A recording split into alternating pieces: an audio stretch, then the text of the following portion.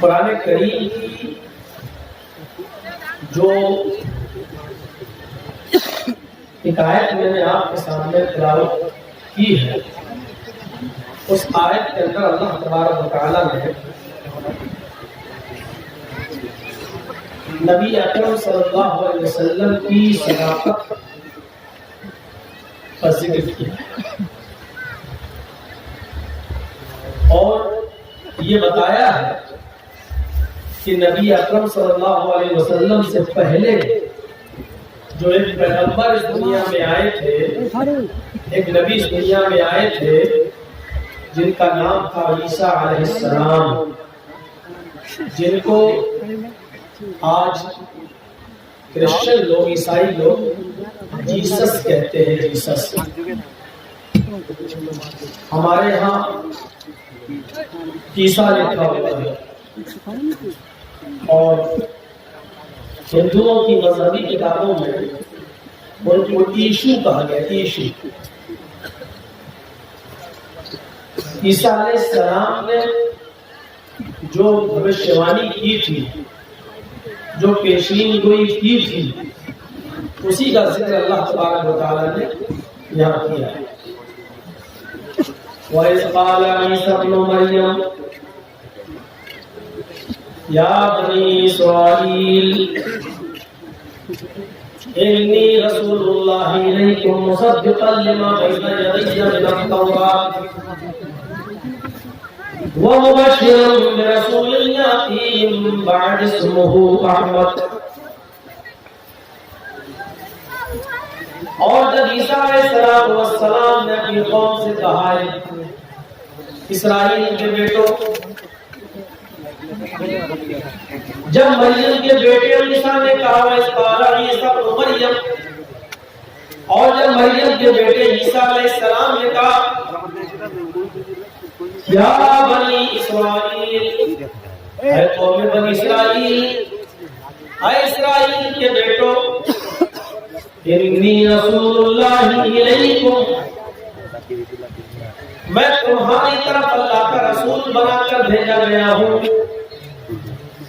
مصدقا لما بین یدی من التوراۃ، پشتی کرتا ہوں، تصدیق کرتا ہوں اس کتاب کی جو مجھ سے پہلے نازل کی گئی، جس کا نام تورات ہے، اس کی تصدیق کرتا ہوں کہ اس کتاب کے لانے والے موسیٰ علیہ السلام تھے، ان کے اوپر جو کتاب نازل ہوئی تھی اس کتاب کا نام تورات تھا، وہ آسمانی کتاب تھی۔ اور تمہیں شبھ سماچار دیتا ہوں، تمہیں ایک گڈ نیوز دیتا ہوں، تمہیں ایک اچھی خبر دیتا ہوں، ایک ایسے نبی کی جو میرے بعد آئے گا، مجھ سے پہلے جو آیا اس کا نام موسیٰ تھا، میرے بعد جو آئے گا یہ خوشخبری ہے۔ اے قوم بنی اسرائیل، اے اسرائیل کے بیٹوں، میں تمہیں خوشخبری دیتا ہوں، مبشرا برسول یاتی من بعد اسمہ احمد، میں تمہیں بشارت دیتا ہوں، خوشخبری دیتا ہوں ایک ایسے رسول کی جو میرے بعد آئے گا، اسمہ احمد، اس کا نام احمد ہوگا۔ یہ قرآن میں نقل کیا عیسیٰ علیہ السلام نے جو کچھ بھی کہا تھا، قرآن نے اس کو ریکارڈ کیا۔ یہ سینٹینسز، یہ جملے، یہ ورڈز صرف قرآن میں نہیں ہیں، یہ جملے، یہ ورڈز آج بھی بائبل کے اول 5 میں آج بھی لکھے ہوئے ہیں۔ صرف اس لیے میں نہیں کہہ رہا ہوں کہ یہ قرآن میں آیا ہے، اس لیے آپ مانو عیسیٰ علیہ السلام نے جو یہ بات کہی ہے، اس بات کو عیسائی لوگ بھی ایکسپٹ کرتے ہیں، ان کی کتاب میں بھی لکھا ہوا ہے۔ Jesus says I will pray the Father, He shall give the another comforter after that. I will not talk much with you because the prince of this world comes. His name will be Ahmad. یہ Bible میں بھی لکھا ہوا ہے کہ عیسیٰ علیہ السلام نے، جیسس نے کہا میں اپنے باپ سے یہ دعا کروں گا، اللہ سے اپنے باپ سے یہ دعا کروں گا کہ وہ تمہیں دوسرا رہبر دے، دوسرا مارگ درشک دے، دوسرا راستہ دکھانے والا تمہیں دے. I will not talk much with you. اب میں تم سے کچھ نہیں کہوں گا. عیسیٰ علیہ السلام نے اپنی قوم سے کہا اب میں تم سے کچھ نہیں کہوں گا. The prince of this world come. اس دنیا کا شہزادہ آنے والا ہے، اس دنیا کا پرنس آنے والا ہے، اس دنیا کا شہزادہ تشریف لانے والا ہے، اور جب تک میں نہیں جاؤں گا وہ نہیں آئے گا. اس کے آنے کے لیے ضروری ہے میرا جانا. جب تک میں نہیں جاؤں گا وہ نہیں آئے گا. His name will be Ahmad. وہ آئے گا تو اس کا نام احمد. جو لفظ احمد بائبل میں ہے وہی قرآن نے بھی بیان کیا، اسمہ احمد. نبی اکرم صلی اللہ علیہ وسلم نے ایک حدیث کے اندر اپنے کئی نام بتائے. ان ناموں میں ایک نام آپ نے احمد بھی بتایا. میرے چند نام ہے. انا محمد، میرا ایک نام محمد ہے. وانا احمد، میرا ایک دوسرا نام احمد ہے. ایک نام محمد ہے اور ایک نام احمد ہے. اور بھی نام ہے، ماہی ہے، حاشر ہے، عاقب ہے، نبی التوبہ ہے، نبی الرحمہ ہے. کئی نام اللہ کے رسول کے بتائے گئے ہیں لیکن ہمیں اس طرف نہیں جانا ہے. مجھے یہاں یہ بتانا ہے کہ میرا ایک نام محمد ہے اور ایک نام احمد بھی ہے. محمد آپ کے پیدا ہونے کے بعد یہ نام آپ کے دادا عبد المطلب نے رکھا تھا محمد، اور آپ کی پیدائش کے بعد آپ کی ماں آمینہ نے آپ کا جو نام رکھا تھا وہ نام تھا احمد. اور یہ دونوں نام قرآن میں آئے ہیں. نزل علی محمد، یہ قرآن محمد رسول اللہ صلی اللہ علیہ وسلم پر نازل کیا گیا ہے. محمد کا نام ایک اور جگہ اس طریقے سے بھی آیا، محمد رسول اللہ والذین معہ اشداء علی الکفار رحماء بینہم. محمد کا نام قرآن میں اور احمد کا ذکر آ ہی گیا ہے عیسیٰ علیہ السلام کے ذکر میں. اسمہ احمد، ان کا ایک نام احمد. جو آئیں گے میرے بعد جن کی خوشخبری میں دے رہا ہوں ان کا نام محمد ہوگا. مبشرا برسول یاتی من بعد اسمہ احمد. صرف بائبل میں نہیں، یہ نام پھر دنیا کے اندر جتنے بھی مذاہب پائے جاتے ہیں ان کی مذہبی کتابوں میں بھی یہ نام موجود ہے. شریمد بھاگوت مہان پران کے اندر تو احمد کا نام بالکل ایسے ہی لکھا ہوا ہے. ویداہامت پرش مہانیمادت والتقص پرستا. بہت بڑا گیانی اور ودوان جس کا نام احمد ہوگا. ویداہامت پرش، مہان پرش کی حیثیت سے، مہان پرش کی حیثیت سے اس دنیا میں آئے گا. مہان امادت، اتنا بڑا مہان پرش ہوگا کہ اس کے برابر کوئی دوسرا نہیں ہوگا. وَمُتَقَصَ، ایشور کا، وہ اللہ کا بہت ہی زیادہ نام لینے والا ہوگا. کرستا، جب وہ جائے تو تم اسی کی کٹیا میں، اسی کے گھر میں انٹری کر لینا. اسی کے کٹیا میں انٹری کر لینے کا مطلب یہ ہے کہ اسی کے دھرم میں شامل ہو جانا. یعنی آیا سورگ میں جانے کا، جنت میں جانے کا، پیراڈائز میں جانے کا احمد کے راستے کے علاوہ کوئی دوسرا راستہ نہیں ہوگا. یعنی آیا کوئی دوسرا راستہ نہیں.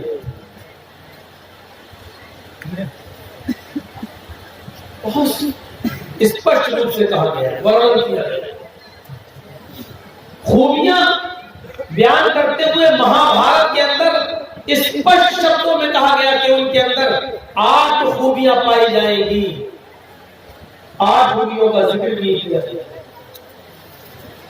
اشوما دیودت جگت پتی آسنا سادت منم شکیشوریا گرن بیتا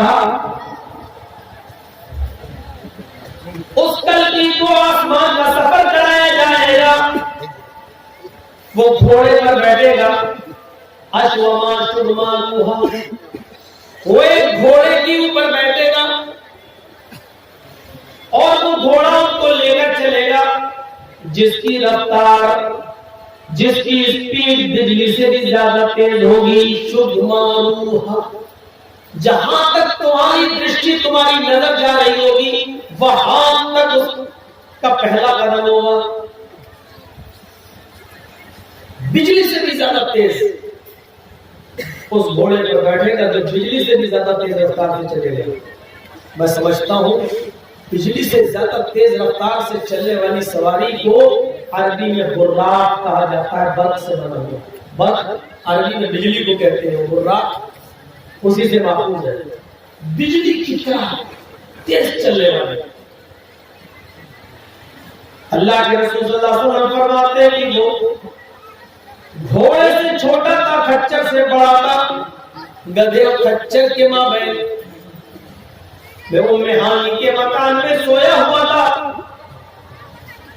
اس جاءنی جبریل، میرے پاس جبریل علیہ السلام آئے، فحمدنی، انہوں نے میرے پیروں میں کچوکا لگایا، انہوں نے مجھے جگایا، میری آنکھ کھلی، فلم مرا شیئا، مجھے کوئی نظر نہیں آیا، میں پھر سو گیا، وہ دوسری بار آئے، انہوں نے میرے پیر میں کچوکا لگایا، میں دوبارہ اٹھا، فلم مرا شیئا، میں نے دوبارہ بھی کوئی نہیں دیکھا، میں پھر سو گیا، وہ تیسری بار آئے، انہوں نے میرے پیر میں نوچا، کچوکا لگایا، میں اٹھا، میں نے دیکھا سامنے کوئی صاحب کھڑے اور وہ مجھ سے کہہ رہے محمد باہر آؤ، میں باہر نکلا، سامنے جانور کھڑا ہے جس کو براق کہا جاتا ہے، جبریل نے مجھ سے کہا اس کے اوپر سوار ہو جاؤ، میں اس براق کے اوپر بیٹھنے کے لیے چلا، جیسے ہی میں بیٹھا فاشامسا، وہ بھٹکنے لگا، وہ اچھلنے لگا، وہ شور کرنے لگا، قریب تھا کہ تو مجھے گرا دے، جبریل نے اس کے کان میں کچھ کہا، اے براق کیا تجھے شرم نہیں آتی، تجھے معلوم نہیں آج تیری پیٹھ کے اوپر کون سی ہستی بیٹھ رہی ہے، کون سی ہستی سوار ہو رہی ہے، اس کائنات کے اندر اللہ تبارک و تعالیٰ نے اس سے زیادہ مبارک کوئی ہستی پیدا نہیں کی ہے، آج تیری پیٹھ کے اوپر وہ مبارک ہستی سوار ہو رہی ہے، اتنا سننا تھا کہ وہ براق پسینہ پسینہ ہو گیا، اس براق کے پیشانی پر پسینے کی بوندیں میں نے اپنی آنکھوں سے دیکھی کہ وہ پسینے میں شرابور ہو گیا، اور اس نے بھی دکنا بند کر دیا، اچھلنا اور شور کرنا بند کر دیا، اور پھر میں اس کے اوپر بیٹھ گیا، پھر میں اس کے اوپر بیٹھا، پھر براق مجھے لے کر چلی، یہاں سے آگے کا بیان اللہ کے نبی بیان کرتے ہیں کہ جہاں تک میری پہلی نظر جاتی تھی، جہاں تک میری آنکھوں کی روشنی جاتی تھی، اس براق کا پہلا قدم وہاں پڑتا تھا، شبھ معلومہ کی بالکل تفصیل دیکھیے اللہ کے رسول نے کیسے پیش کیا، جو ہندو دھرم کی کتابوں میں موجود ہے، شبھ معلومہ بجلی سے زیادہ تیز رفتار سے چلے، اور براق اللہ کے نبی کہتے ہیں، آگے کی الگ تفصیل ہے، یہ میں جب آگے پہنچا، پھر بیت المقدس کے اندر میں پہنچ گیا، وہاں سارے انبیاء پہلے سے بیٹھے ہوئے تھے، میں نے وضو بنایا اور میں نے سارے انبیاء کرام کی امامت کی، میں نے ان کو نماز پڑھائی، اس کے بعد پھر میرے لیے ایک سیڑھی لائی گئی ہوتی ہے بالمعراج، اس کے ذریعے پھر مجھے لے جایا گیا پہلے آسمان پر، دوسرے آسمان آسمان پر تیسرے آسمان پر تفصیل لگتی ہے. اللہ کے نبی صلی اللہ علیہ وسلم فرماتے ہیں کہ اس مرحلے میں میرے سامنے کئی چیزیں پیش کی گئی. جبریل نے میرے سامنے دودھ کا پیالہ پیش کیا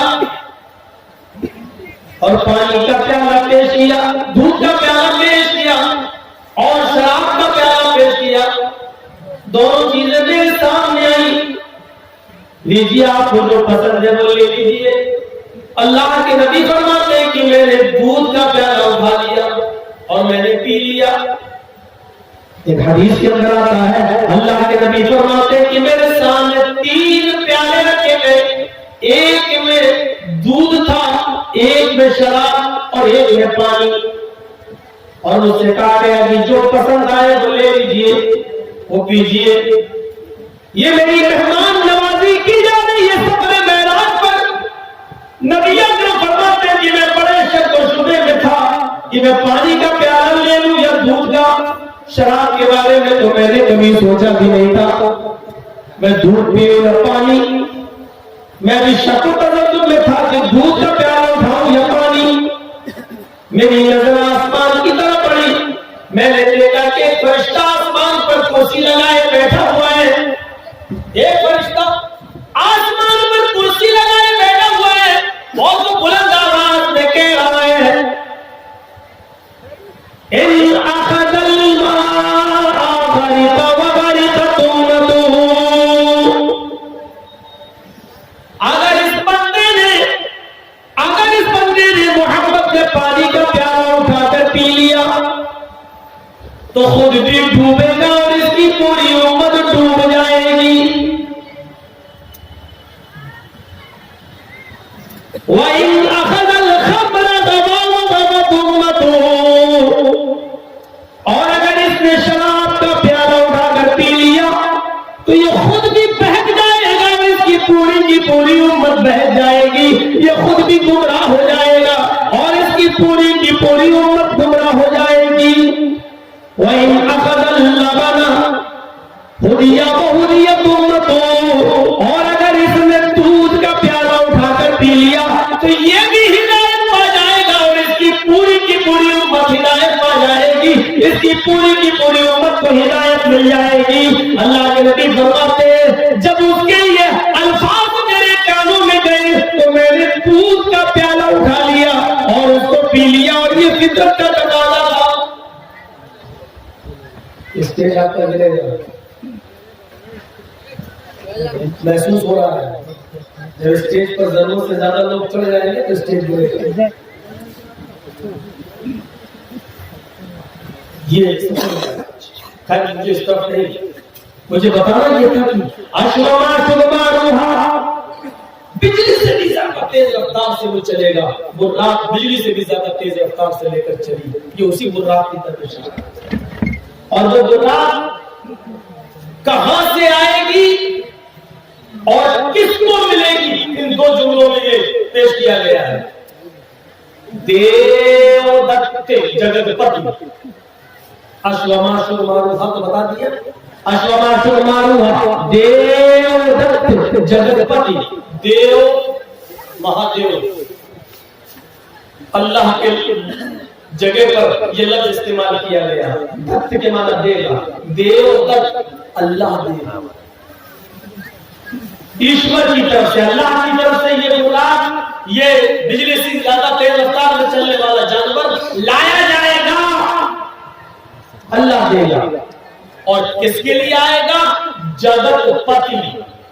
جگت مانی وشو, ورلڈ, دنیا, اور پتی مانی رکشک. پتی مانی محافظ, جو پوری دنیا کا محافظ ہوگا, جو پوری دنیا کے لیے رکشک بن کر آئے گا. جگت پتی. میں نے کئی جلسوں میں بتایا ہے, یہاں تو 20 سال سے نہیں آیا. پتی کے معنی دولہا نہیں ہوتے ہر جگہ. اور اگر پتی کے معنی ہر جگہ دولہا کرنے لگے تو خود پھنس جاؤ گے. راشٹرپتی ترجمہ کرو, کیا کرو گے؟ اگر پتی کے معنی دولہا کرتے ہو تو راشٹرپتی کیا ترجمہ کرو گے؟ राष्ट्र मानी देशपति मानी दूल्हा, पूरे देश का दूल्हा।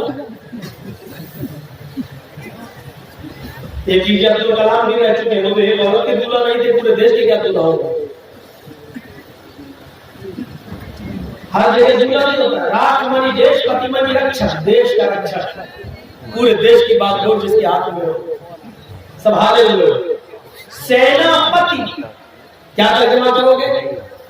सेना का दूल्हा, सेना फौज, पति यहाँ पे पूरी फौज की जिम्मेदारी जिसके ऊपर डाली है, फौज का जिम्मेदार, फौज का मुहाफिज।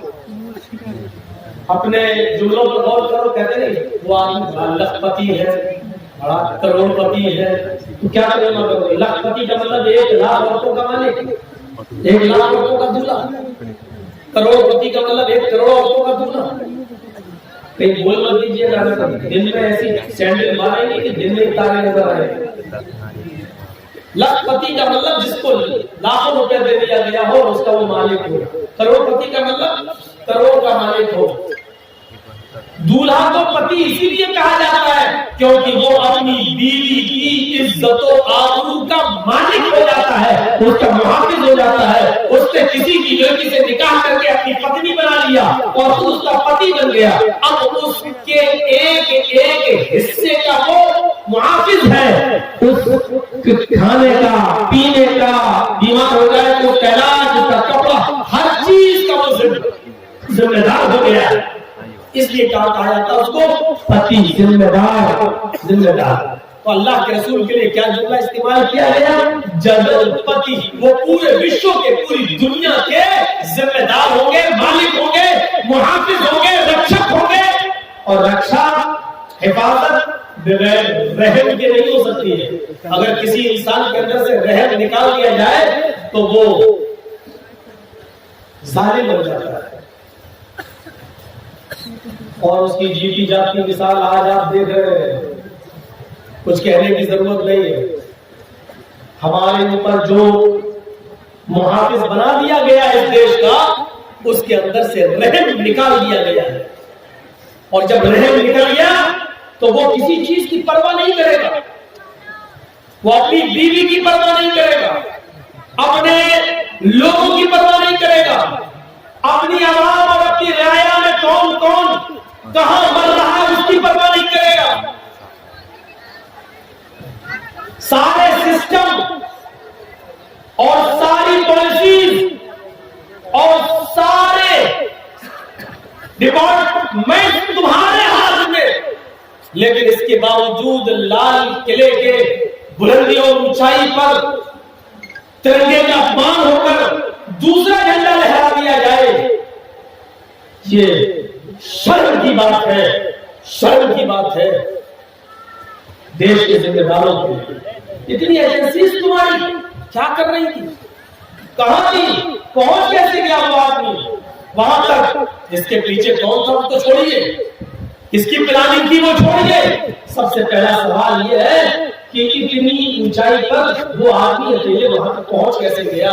ये खुद एक सवाल, अपने आप एक बहुत बड़ा सवाल है। तो रहम निकाल दिया जाए तो ये नहीं देखता कि कौन सी चीज बर्बाद हो रही है। आज रेल हमारी नहीं रही, स्टेशन हमारे नहीं रहे, एयरपोर्ट हमारे नहीं रहे, यहाँ तक कि LIC भी अब उसमें भी दूसरों का हाथ चला गया है।